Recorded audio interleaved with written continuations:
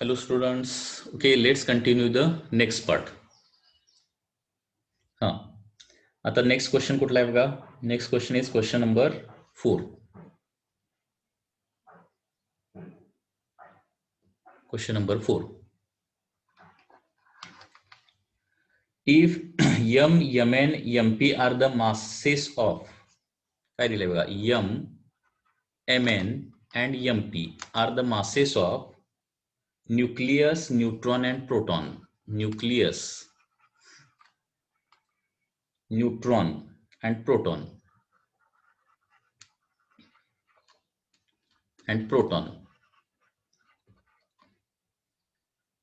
respectively, then which is the correct relation असं विचारलंय.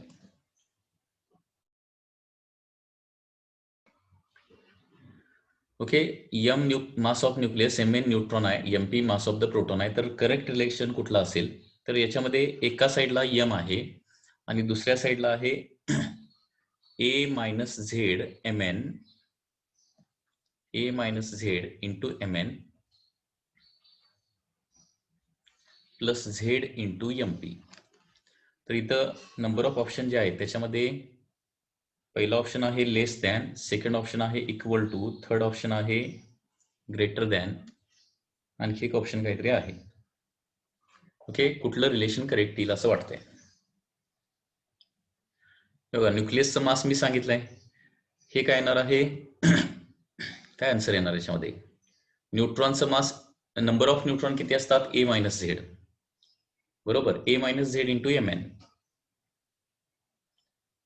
बरोबर. आणि प्रोटॉनचं मास काय असणार आहे, झेड इंटू Mp. सगळ्या प्रोटॉनचं मास, सगळ्या न्यूट्रॉनचं मास किती असणार आहे, A minus Z into Mn. तर याच्यामध्ये न्यूक्लियसचं मास जे आहे ते न्यूक्लियॉनच्या मासपेक्षा, हे काय झालं, मास ऑफ न्यूक्लियॉन्स, आणि हे झालं मास ऑफ न्यूक्लियस. यांच्यामध्ये रिलेशन काय असतं रे, कुणाचं मास, दोन्ही इक्वल असतात, दोन्ही इक्वल कधीच नसतात. ओके, नेहमी काय असतं, न्यूक्लियसचं मास कमी असतं न्यूक्लियॉन्स पेक्षा. सो आन्सर येणार आहे फर्स्ट, लेस दॅन, बरोबर आहे ना. आणि त्याच्यामुळेच मास डिफेक्ट तयार होतो. म्हणजे न्यूक्लियॉन सेपरेट असताना त्यांचं मास जास्त असतं आणि त्याच्यापासून न्यूक्लियस तयार झाला तर मात्र मास काय होतं, कमी होतं. परत सेपरेट केला की परत जास्त होतं, परत कंबाईन केलं की परत कमी होतं. म्हणजे न्यूक्लियस एकत्रित, न्यूक्लियॉन ज्यावेळी एकत्र असतात, न्यूक्लियस ज्यावेळी असतो त्यावेळी काय असणार आहे, त्याचं मास कमी असणार. न्यूक्लियसचं मास नेहमी न्यूक्लियॉनच्या मासपेक्षा कमी असतं, हे नेहमी लक्षात ठेवा.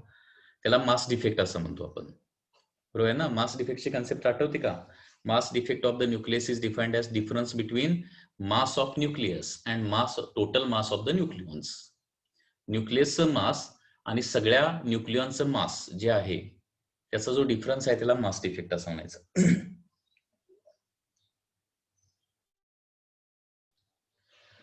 आता नेक्स्ट क्वेश्चन मध्ये काय दिलंय बघा, question number 5. Masses of neutron and proton, masses of neutron and masses of proton दिलेला आहे. That is 1.0087 and 1.0073 U, AMU. Neutron and proton combine to form helium nucleus, and mass of the helium nucleus is also given as 4.0015 U or AMU.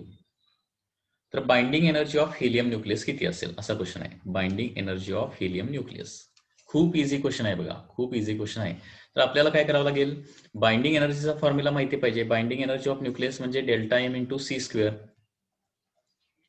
मास डिफेक्टवर depend असतं. So binding energy काढण्यासाठी mass defect काढावं लागेल. Mass defect म्हणजे काय, न्यूक्लियॉनचं मास, बरोबर आहे ना, आणि न्यूक्लियसचं मास यांच्यामधला डिफरन्स. आता हिलियमच्या न्यूक्लियसचं मास तर दिलंय आपल्याला इथं, त्याच्या आतमध्ये असणारे न्यूक्लियॉनचं मास काढायला पाहिजे.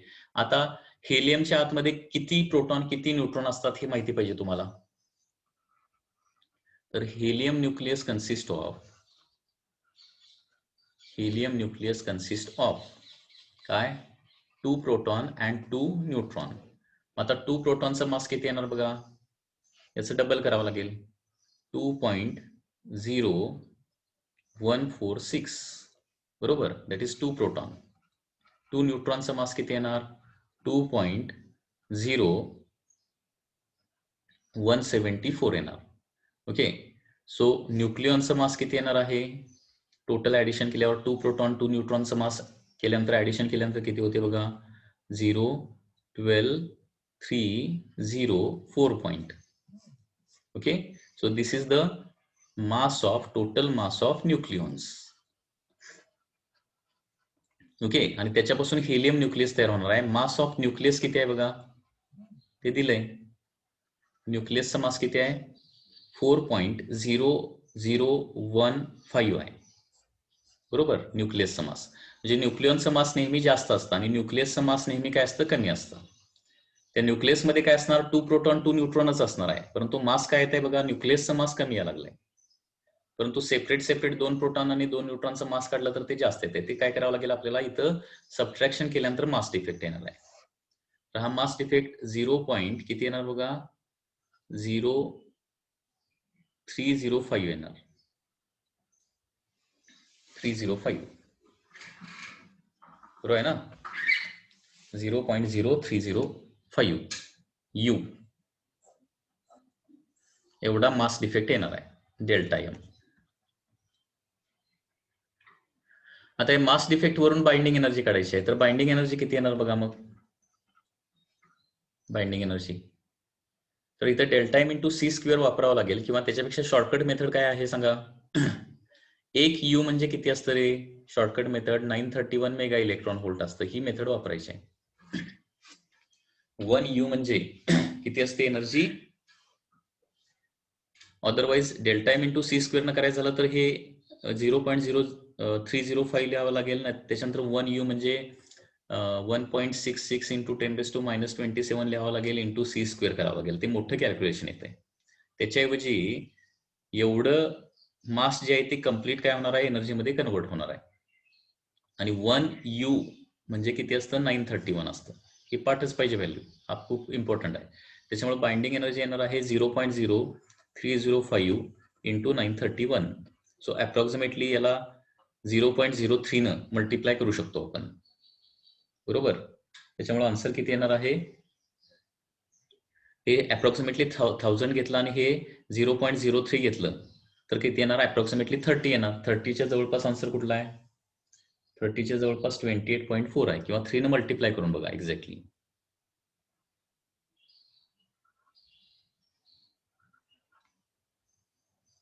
साधारणपणे एवढं होणार, 27.93च्या जवळपास. 28, त्याच्यापेक्षा थोडंसं जास्त, याच्यापेक्षा थोडंसं जास्त येणार आहे ना, कारण 305 आहे. याच्यापेक्षा थोडंसं जास्त म्हणजे 28.4 आन्सर आहे, mega electron volt. That is the answer.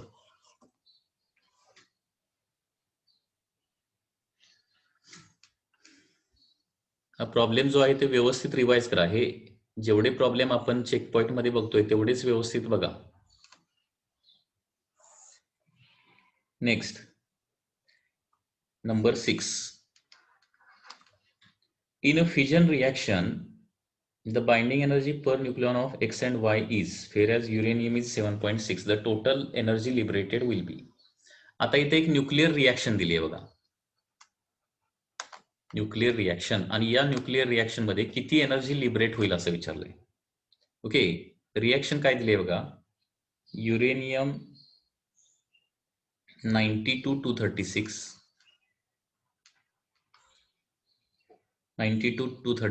is converted to X117 plus Y117 plus neutron plus 2 neutron plus 2 neutron.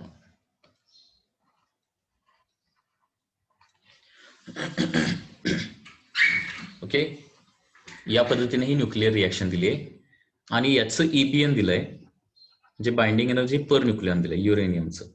युरेनियमचं binding energy per nucleon आहे 7.6 मेगा इलेक्ट्रॉन व्होल्ट. X ची बाइंडिंग एनर्जी पर न्यूक्लियॉन दिली आहे 8.5 आणि Y ची देखील 8.5च आहे. Mega electron volt per nucleon, म्हणजे एका न्यूक्लियनची बाइंडिंग एनर्जी पर न्यूक्लियन दिली. तर या प्रोसेसमध्ये किती एनर्जी लिबरेट होईल असा क्वेश्चन आहे.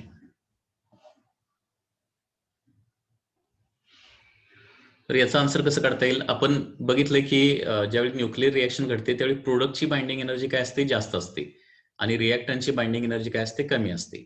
आणि त्या प्रोसेसमध्येच काय होते? एनर्जी जनरेट होते, रिलीज होते. ठीक आहे. तर इथं binding energy of the reactant म्हणजे युरेनियम किती येणार बघा? 236 इंटू 7.6 येणार आहे, बरोबर? कारण 7.6 चे किती न्यूक्लियन आहेत? 236 आहे. आणि binding energy of the product म्हणजे काय येणार आहे? 8.5 इंटू 117, म्हणजे 8.5 पर न्यूक्लियन आहे ना, आणि किती न्यूक्लियन आहेत? 117 आहेत ना, प्लस इथं देखील 8.5 पर न्यूक्लियन आहे, आणि असे किती न्यूक्लियन आहेत? 117. हे कॅल्क्युलेशन करावं लागेल. So binding energy of the reactant म्हणजे युरेनियम, याची व्हॅल्यू येते 236 इंटू 7.6, ही व्हॅल्यू येते 1793.6 मेगा इलेक्ट्रॉन व्होल्ट, आणि 8.5 इंटू 117 आणि त्याचं double,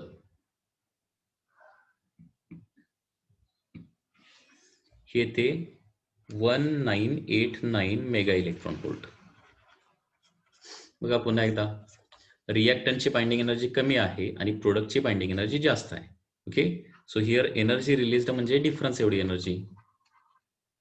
energy released is equal to या दोघांचा डिफरन्स, 1989 मायनस 1793. सो अप्रॉक्सिमेटली किती येणार आहे? 196 येते.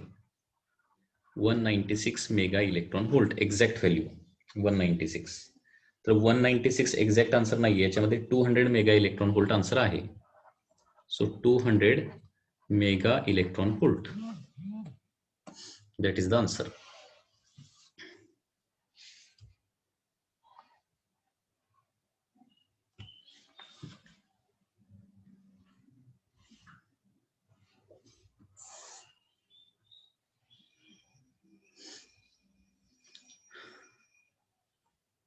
सो न्यूक्लिअर रिएक्शन दिलेली असेल आणि EBN दिलेला असेल, बाइंडिंग एनर्जी पर न्यूक्लियन दिलेला असेल, तर काय करायचं? रिएक्टंटची टोटल बाइंडिंग एनर्जी काढायची. रिएक्टंटची बाइंडिंग एनर्जी कसं काढणार? तर EBN into atomic mass number, EBN into A. तसं प्रोडक्टची देखील बाइंडिंग एनर्जी काढायची. राईट हँड साईडला देखील जेवढे प्रोडक्ट असतील त्यांचं EBN इंटू ए करायचं आहे. Next, number 7. Fission of nuclei is possible because the binding energy per nucleon on them. हे बघा क्वेश्चन काय बघा, fission of nuclei is possible. Fission of nuclei is possible because binding energy per nucleon in them म्हणजे EBN in them असं म्हटलंय, EBN in them. Fission, न्यूक्लियाचं fission process जी आहे ती पॉसिबल आहे. कशामुळे? तर EBN in them काय असेल? तर फर्स्ट ऑप्शन आहे, that is increases with mass number at high mass number. EBN increases with A at high mass number, that is high A.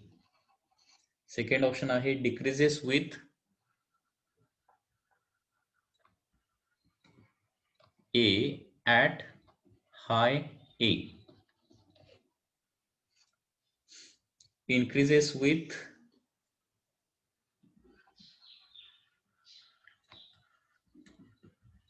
A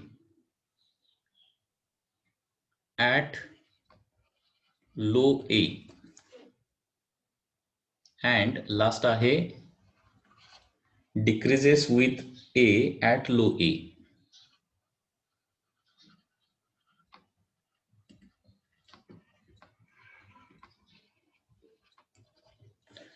ईबीएनचा ग्राफ आपल्याला माहिती आहे. EBN with respect to atomic mass number, तो graph असा असतो ना काहीतरी, approximately या पद्धतीने तो ग्राफ आहे. आता या ग्राफनुसार करेक्ट सेंटेन्स कसे येतात, तर ईबीएन जे आहे, EBN binding energy per nucleon, okay, काय होतं, increases with A at high A, हे तर इनकरेक्टच आहे. Decreases with A at high A म्हणजे हायर ॲटॉमिक मास नंबरला, हायर ॲटॉमिक मास नंबर म्हणजे या रिजनला ए वाढत जाईल तसं ईबीएन काय होतं, कमी कमी होत जातं, बरोबर आहे ना. EBN decreases with A at higher A. So B जे सेंटेन्स आहे ते करेक्ट आहे, लक्षात येत आहे.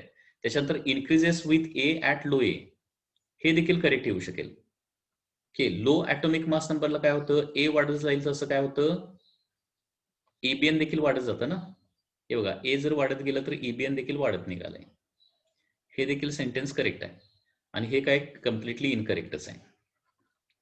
आता फिजन प्रोसेस जर व्हायची झाली तर बी करेक्ट येणार का त्याच्यामध्ये, सी करेक्ट येणार फिजनसाठी. फिजन कुठल्या रिजनमध्ये घडतं, या रिजनमध्ये फक्त घडतं.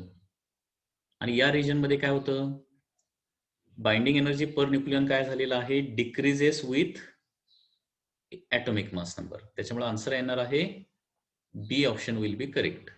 Okay, so this will be the correct option. हे जर फ्युजन दिलं असतं तर आन्सर सी आलं असतं. Fusion of nuclei is possible because EBN in them is increases with A at low A. पण या रिजन मध्ये काय होतं, फ्युजन होतं. आणि या रिजन मध्ये काय होणार आहे, फ्युजन होणार आहे. काय डाऊट असेल तर विचारा. Fusion process.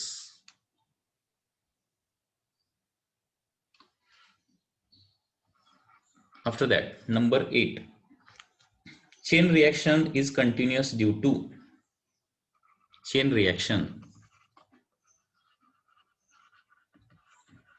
is continuous due to. Chain reaction कशामुळे कंटिन्युअस असते, लार्ज मास डिफेक्ट की लार्ज एनर्जी की production of more neutron in the fusion and none of the above. Chain reaction continue व्हायला काय पाहिजे, number of neutron continuously produce व्हायला पाहिजेत and large number of neutron continuously produce व्हायला पाहिजेत ना. सो आन्सर याचा येणार आहे production of more neutrons. C answer correct येणार. Production of more neutrons. Chain reaction is continuous due to असा क्वेश्चन आहे. क्वेश्चन पुन्हा एकदा ऐका. चेन रिएक्शन कंटिन्युअस कशामुळे होते.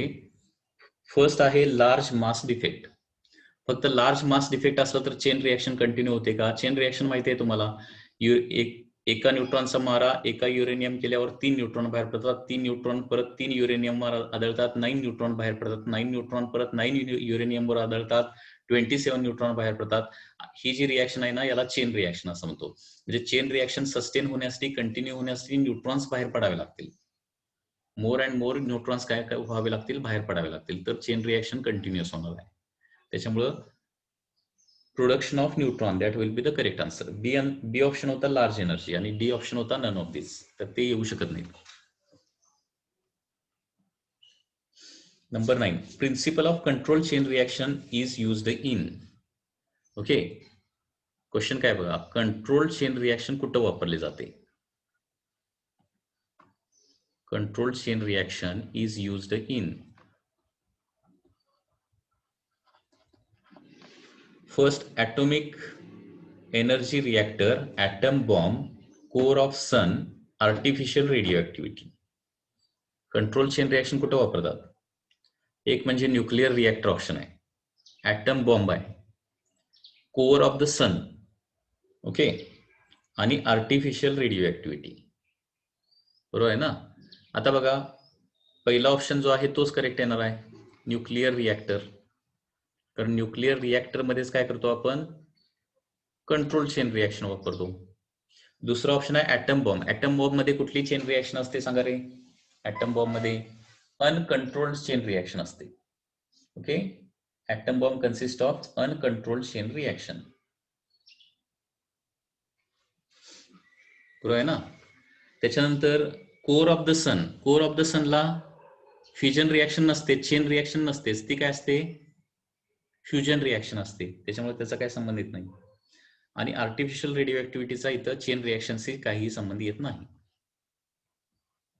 Number 10, which of this is a fusion reaction. Number 10 मध्ये काय दिलंय बघा, which of this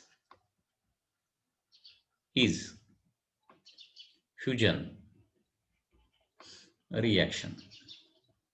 which of this is a fusion reaction. First option आहे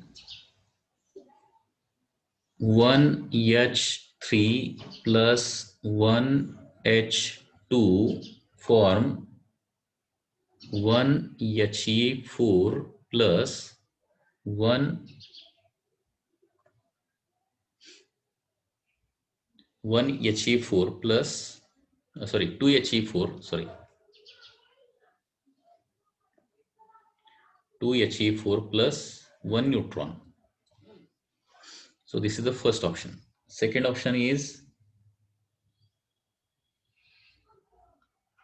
U92-238 converted to Pb82-206 plus 8He24 plus 6β1. Okay, this is the second option. Third option is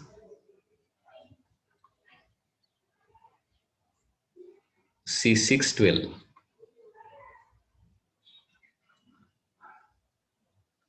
converted to C612 नहीं है,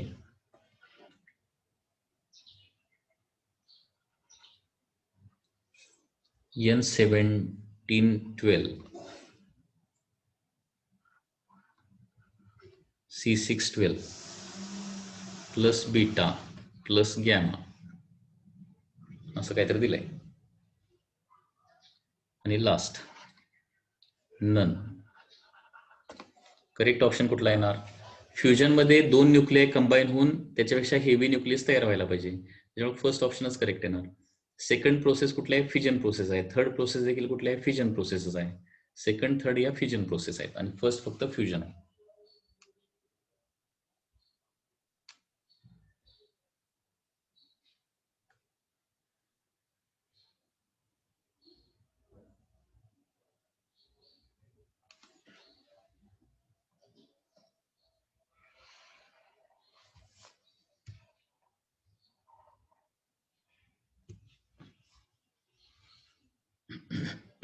number 11,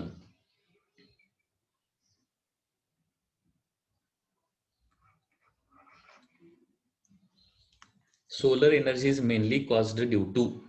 solar energy कशामुळे create होते, solar एनर्जीचं reason काय. किती अवघड question आहे बघा. Fusion of uranium, fusion of protons, gravitational contraction and burning of hydrogen into oxygen. Answer काय येणार, solar energy is produce due to fusion of the protons. प्रोटॉनचं फ्युजन होतं. प्रोटॉन म्हणजेच काय, hydrogen nucleus. Nuclear fusion is common to the pair. Nuclear fusion is common to pair असं म्हटलंय. आणि याच्यामध्ये ऑप्शन्स दिलेत, एबीसीडी हे पेयर्स आहेत. तर पहिला आहे thermonuclear reactor and uranium based reactor. Thermonuclear reactor and uranium based reactor. हा फर्स्ट ऑप्शन आहे. सेकंड आहे energy in sun, energy in sun and uranium based reactor. C option आहे energy in sun and hydrogen bomb.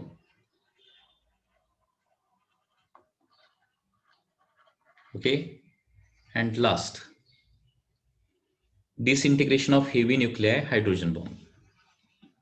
Disintegration of heavy nuclei and hydrogen bomb. So these are the option. आता बघा सगळे option one by one बघितले. थर्मोन्यूक्लिअर reactor मध्ये कुठली reaction होते रे? याचा option तुम्हाला कळालेला असेल, सी ऑप्शन येणार आहे. परंतु याच्यामध्ये सांगा थर्मोन्यूक्लिअर रिएक्टर मध्ये कुठली रिएक्शन होते, असा जर क्वेश्चन आला तर आन्सर काय येणार? थर्मोन्यूक्लिअर रिएक्शन फ्युजन होते का फिजन होते का none of this?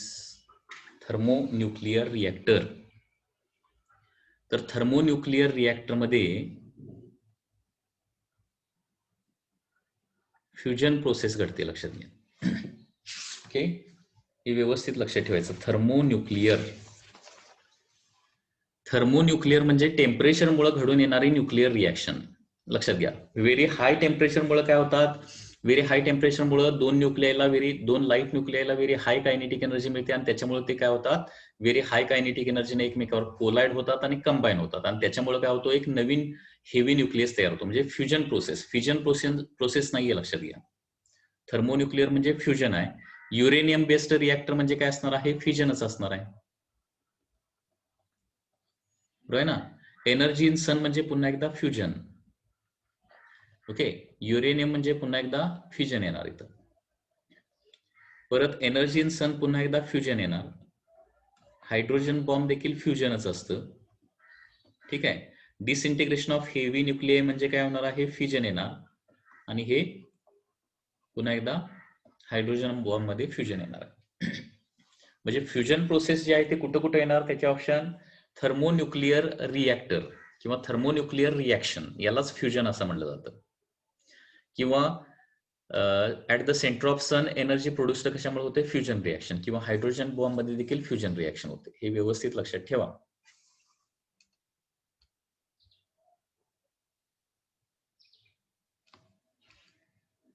Next is number 12, number 13. Fusion reaction takes place at high temperature because fusion reaction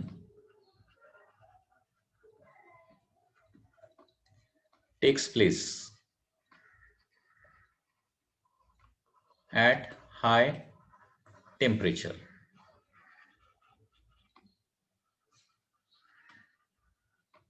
Because fusion reaction high टेम्परेचरलाच का होते? त्याचं रिझन तुम्हाला सांगितलंय मी. ऑप्शन्स वाचतो, करेक्ट आन्सर सांगा. Molecules break up at high temperature. This is the first option. Molecules breaks up at high temperature. Second, nuclei break up at high temperature. Third, atoms get ionized at high temperature. And fourth, kinetic energy is high enough to overcome the Coulomb repulsion between nuclei. Kinetic energy is high enough to overcome Coulomb repulsion between nuclei. So answer काय येणार याचं? Last answer येणार आहे, D. कारण हाय टेम्परेचरला हाय kinetic energy असते आणि हाय kinetic energy असेल तरच त्यांच्यामधलं न्यूक्लिया मधलं जे रिपल्शन आहे त्याच्यावर आपण ओव्हरकम करू शकतो. ते रिपल्शन कुठलं असतं? कुलॉम्ब रिपल्शन, म्हणजे electrostatic repulsion. Number 14, heavy water is used as moderator in nuclear reactor. The function of moderator is. The function of moderator विचारलंय. फंक्शन ऑफ मॉडरेटर काय असतं रे? म्हणजे युरेनियम मध्ये जे 3 न्यूट्रॉन्स तयार होतात, एका युरेनियमच्या फ्युजन नंतर जे 3 न्यूट्रॉन तयार असतात त्या न्यूट्रॉनला काय म्हणायचं? हे फास्ट न्यूट्रॉन असं म्हणायचं. ते fast neutron further nuclear reaction करू शकत नाहीत. मग त्यांना स्लो डाऊन करावं लागतं आणि स्लो डाऊन करायचं काम कोण करतं? मॉडरेटर करतो. ओके, सो आन्सर येणार आहे to slow down the neutron to thermal energies. So answer याचं लास्ट येणार आहे. 15. Pick out the correct statement from the following. Correct statement find out करायचं आहे. वन बाय वन जस्ट मी statement वाचतो. Okay, pick out the correct statement. Energy released per unit mass of the reactant is less in case of fusion reaction. हे correct आहे का? म्हणजे fusion reaction मध्ये कमी एनर्जी जनरेट होते पर unit मास. हे करेक्ट आहे का रॉंग आहे? As compare to fusion. Per unit mass म्हणजे पर ग्रॅम. लक्षात घ्या, पर ग्रॅम कुठे एनर्जी जनरेट जास्त होते? मी तुम्हाला सांगितलंय. फ्युजन का फ्युजन मध्ये? तेव्हा दोन सेंटेन्स महत्वाचे आहेत. पर फ्युजन एनर्जी जास्त कुठे जनरेट होते आणि पर ग्रॅम एनर्जी जास्त कुठे जनरेट होते? बरोबर. पर फ्युजन सॉरी म्हणजे पर रिएक्शन कुठे एनर्जी जास्त जनरेट होते आणि पर ग्रॅम कुठे एनर्जी जास्त जनरेट होते? तर पर रिएक्शन फ्युजन मध्ये जास्त क्रिएट होणार. फ्युजन पर रिएक्शन, एका रिएक्शन मध्ये एक फ्युजन होऊ दे नाहीतर एक फ्युजन होऊ दे. ओके, पर रिएक्शन फ्युजन मध्ये जास्त क्रिएट होणार आणि पर युनिट मास किंवा पर ग्रॅम कुठं होते? फ्युजन मध्ये. जास्त इफेक्टिव्हली कुठले असणार? पर ग्रॅमचीच ना, कारण तुमच्याकडं 1 ग्रॅम हायड्रोजन आहे का 1 ग्रॅम युरेनियम आहे याच्यावर एनर्जी आपली जास्त डिपेंड असणार आहे. तर फर्स्ट ऑप्शन तर इनकरेक्ट आहे. Packing fraction may be positive or may be negative. Packing fraction, आता पॅकिंग फ्रॅक्शन नावाची एक कन्सेप्ट आहे. ओके, ज्याच्यामध्ये mass defect per unit atomic mass number आहे. It is the mass defect per unit atomic mass number, that is called as packing fraction. तर packing fraction positive पण असू शकतो किंवा निगेटिव्ह पण असू शकतो. Okay, so that is the correct statement. Plutonium 239 is not suitable for fusion reaction. Plutonium जो आहे तो सुटेबल आहे. And for stable nucleus specific binding energy is low. Stable न्यूक्लियसला बाइंडिंग एनर्जी जास्त असते. स्पेसिफिक बाइंडिंग एनर्जी म्हणजे binding energy per nucleon. हा एक वर्ड लक्षात घ्या. स्पेसिफिक बाइंडिंग एनर्जी म्हणजे बाइंडिंग एनर्जी पर न्यूक्लियॉन. स्टेबलला जास्त असते का कमी असते? स्टेबल प्रोडक्टला बाइंडिंग एनर्जी पर न्यूक्लियॉन स्टेबलला जास्त असते, कमी नसते. त्याच्यामुळे लास्ट देखील इनकरेक्ट आहे. करेक्ट स्टेटमेंट इथे येणार आहे packing fraction may be positive or may be negative. B is the correct answer. तर इथपर्यंत आपण न्यूक्लिअर रिएक्शनचा पार्ट आता बघितला आपण. न्यूक्लिअर रिएक्शन्स, याच्यामध्ये कोणाला डाऊट आहे का? न्यूक्लिअर फ्युजन रिएक्शन पुन्हा एकदा जस्ट रिवाइज करूया. Nuclear fusion reaction. तर न्यूक्लिअर फ्युजन रिएक्शन म्हणजे काय? When two light nuclei combines to form a heavy nucleus. दोन लाईट न्यूक्लियाय कंबाईन होऊन काय होतो? एक हेवी न्यूक्लियस तयार होतो. याला काय म्हणायचं? न्यूक्लिअर फ्युजन प्रोसेस असं म्हणायचं. पुन्हा एकदा न्यूक्लिअर फ्युजन प्रोसेसमध्ये एनर्जी का लिबरेट होते त्याचं इथं सेंटेन्स मी लिहिलेलं नाही, ते सेंटेन्स तुम्ही इथं लिहू शकताय. व्हाय एनर्जी इज रिलीज्ड? बिकॉज प्रोडक्टचं मास, रिएक्टंटचं मास काय असतं? जे लाइटर न्यूक्लियाय ज्यांचं कॉम्बिनेशन होणार आहे त्यांचं मास काय असतं? जास्त असतं. आणि प्रोडक्टचं मास म्हणजे त्याच्यापासून जो हेवी न्यूक्लियस तयार होणार आहे त्याचं मास कमी असतं. So once again energy is released due to loss of mass during the reaction. बरोबर आहे ना? Loss of mass due to, म्हणजे जसं फ्युजन रिएक्शन मध्ये लिहिलं तसं इथं फ्युजन रिएक्शन मध्ये लिहिता आलं पाहिजे. Okay, so energy is released due to loss of mass during the reaction.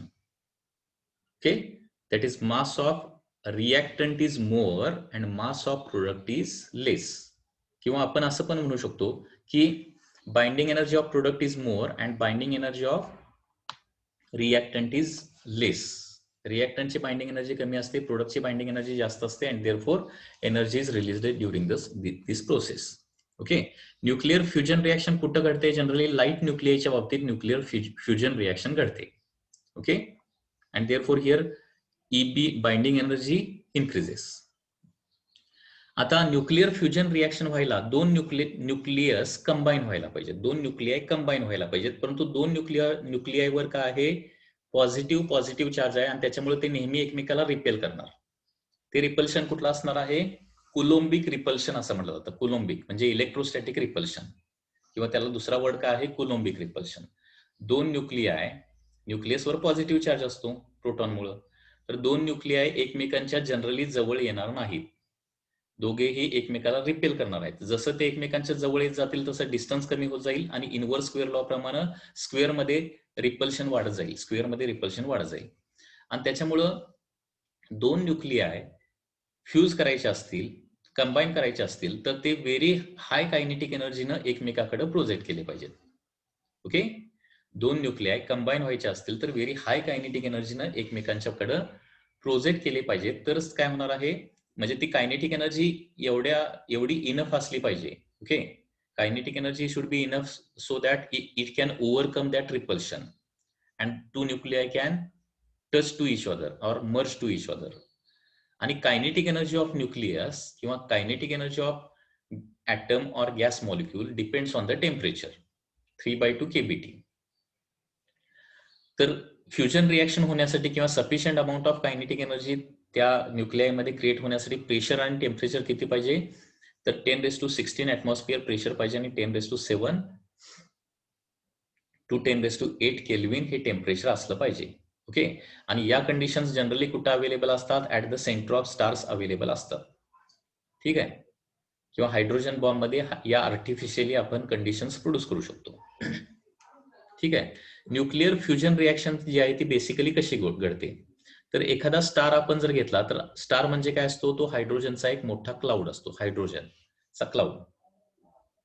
आता हायड्रोजन क्लाउड मध्ये हायड्रोजन ऍटम असणार, परंतु हाय टेम्परेचर आणि हाय प्रेशरमुळं, आता सुरुवातीला हाय टेम्परेचर, ती फ्युजन प्रोसेस चालू व्हायच्या अगोदर हाय टेम्परेचर आणि हाय प्रेशर कुठून येतं, तर ग्रॅव्हिटेशनल फोर्स ऑफ अट्रॅक्शन म्हणजे फॉर एक्झाम्पल अर्थचा सेंटर जो आहे तो मोल्टन कंडिशन मध्ये आहे, गरम आहे. अर्थचा सेंटर का तो मोल्टन कंडिशन मध्ये आहे, का तो व्हेरी हाय टेम्परेचरला आहे, कारण ग्रॅव्हिटेशनल फोर्स ऑफ अट्रॅक्शन सगळ्या मासला सेंटरला काय करतोय, कॉन्सन्ट्रेट करतोय, सेंटरला दाबतोय, सेंटरला कॉम्प्रेस करतोय, एवढं कॉम्प्रेशन करतोय की तिथलं टेम्परेचर व्हेरी हाय होतं, प्रेशर व्हेरी हाय होतं.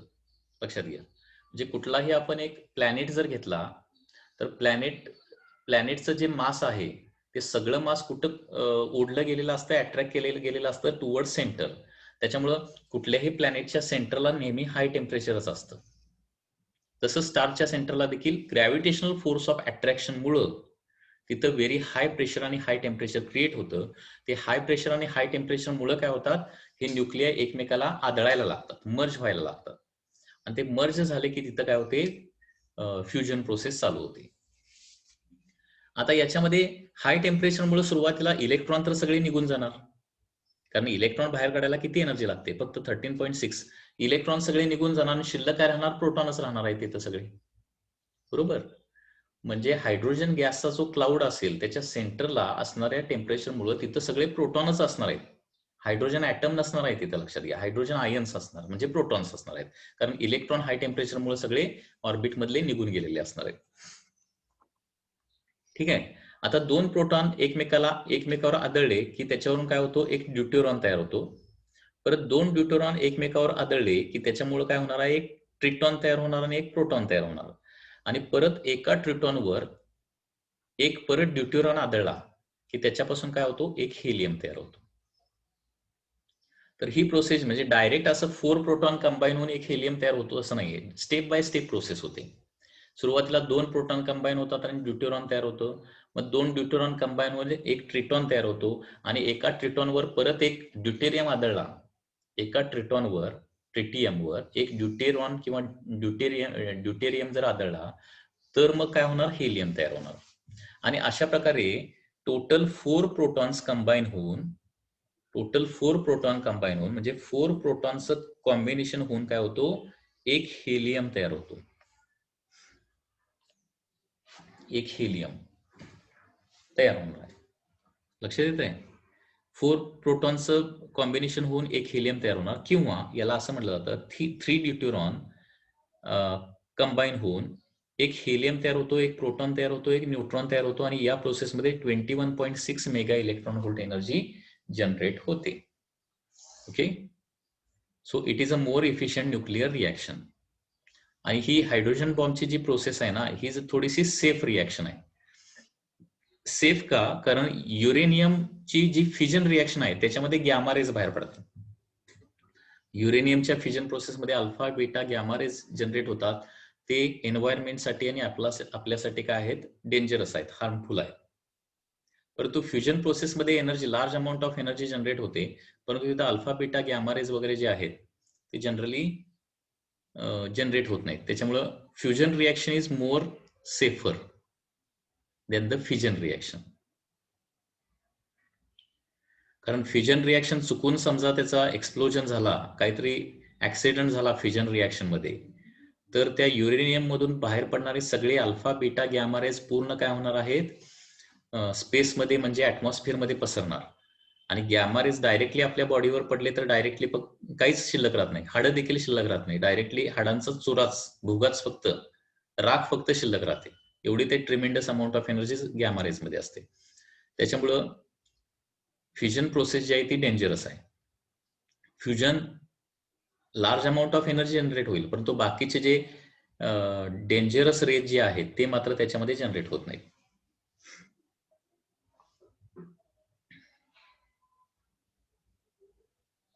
हा, जीन्समध्ये जे म्युटेशन्स होतात ते फ्युजन प्रोसेसमुळे होतात. फ्युजन मध्ये मधून बाहेर पडणारे जे गॅमा रेज आहेत, गॅमा रेज बॉडीवर इन्सिडेंट आहे की त्याच्यामुळे गॅमा रेज किंवा अल्फा बीटा रेज त्याच्यामुळे म्युटेशन्स होऊ शकतात.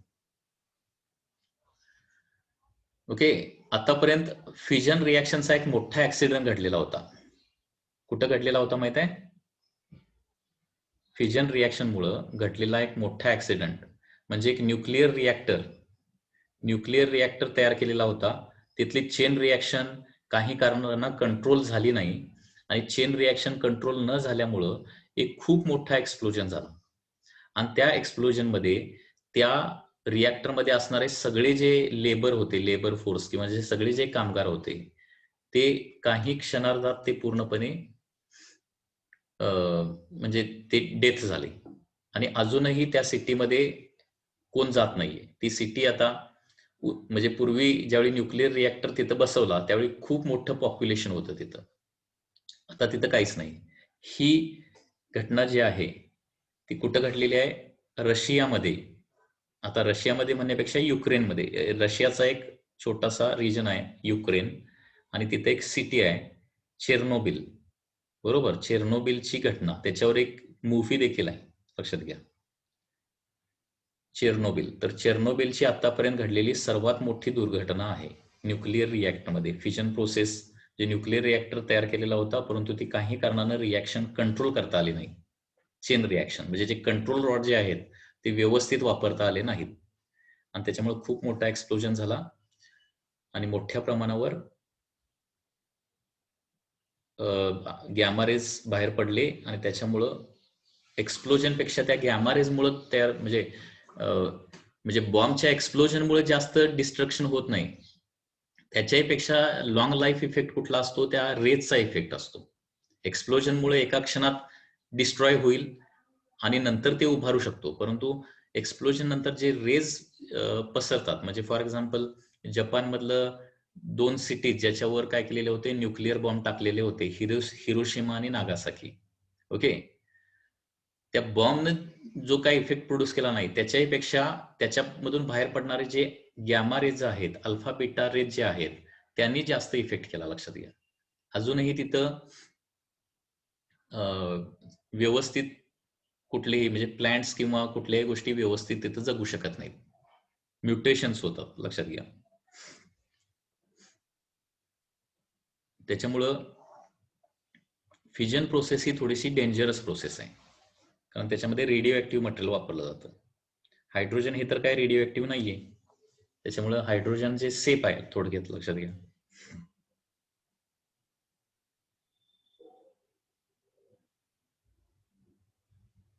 हा, हिरोशिमा नागासाकी मध्ये त्यावेळी जे म्युटेशन झालं होतं ते अजून चालू आहे.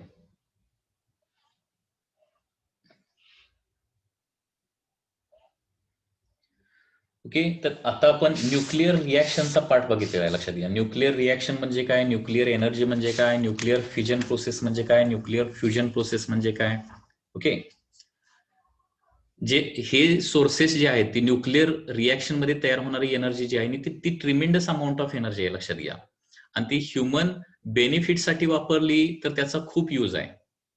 बाकी बाकी आणि हे एन्व्हायरमेंटल फ्रेंडली एनर्जी प्रोडक्शन आहे. याच्यामध्ये tremendous amount of energy produce होऊ शकते. म्हणजे बाकीचं आपलं कन्व्हेन्शनल फ्युएल जे आहेत, म्हणजे पेट्रोल, डिझेल, केरोसिन, कोल हे वापरले तर एन्व्हायरमेंटमध्ये काय होऊ शकतं, एन्व्हायरमेंटला धोका पोहोचू शकतो. परंतु फ्युजन किंवा फिजन प्रोसेस जर वापरल्या तर त्याच्यामध्ये एन्व्हायरमेंटला कुठलाही धोका नाहीये, म्हणजे ऍक्सिडेंट झाला नाही तर. ओके. ते ह्युमन बेनिफिटसाठी वापरायला पाहिजे. त्याचे बॉम्ब करून जर वापरले तर मात्र ह्युमन डिस्ट्रक्शनच होणार आहे, दुसरं काय होणार नाहीये.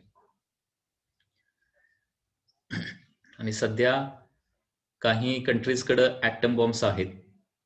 तुम्हाला माहिती आहे कुठल्या कुठल्या कंट्रीजकडे आहेत. काही फ्यू कंट्रीजकडे आहेत फक्त ते. परंतु फ्यू कंट्रीजकडे एवढ्या मोठ्या प्रमाणावर ऍटम किंवा न्यूक्लिअर बॉम्ब आहेत की ते पूर्ण अर्थला डिस्ट्रॉय करू शकतात.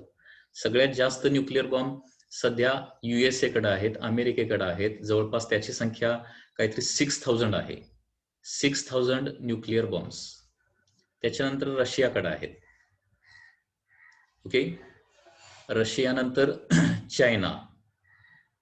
चायना, नंतर इंडिया, पाकिस्तान, फ्रान्स, अशा काही फ्यूज कंट्रीजकडे हे न्यूक्लिअर बॉम्ब आहेत.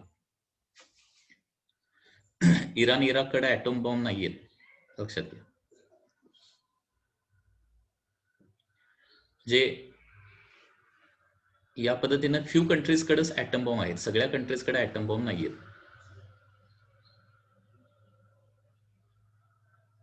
इंडियाकडच्या ऍटम बॉम्बची संख्या साधारणपणे किती आहे, 192 काहीतरी आहे. इंडिया हॅज 192 न्यूक्लिअर बॉम्ब्स, ज्यांचं वजन जे आहे ते काही टनामध्ये असतं, 1 टन 2 टन वगैरे. हिरोशिमा आणि नागासाकीवर टाकलेला जो ऍटम बॉम्ब होता त्याचं नाव काय होतं माहित आहे? हिरोशिमा आणि नागासाकीवर टाकलेला जो बॉम्ब आहे त्या बॉम्बचं नाव काय आहे माहित आहे? त्याचं नाव होतं लिटल बॉय. लिटल बॉय, कारण तो फक्त हाफ टनचा होता. Little boy, half ton. आणि आत्ताचे जे ऍटम बॉम्ब आहेत काही कंट्रीजकडे ते 2 टन 3 टन 4 टनचे आहेत. म्हणजे किती ते डिस्ट्रक्शन करू शकतील बघा. लिटल बॉय एवढं डिस्ट्रक्शन करू शकतो तर मोठे बॉम्ब किती डिस्ट्रक्शन करू शकतात. त्याच्यामुळे ते मोस्टली यूज केले गेले नसले पाहिजे. So this is all for today's lecture of physics. I am going to end this lecture now.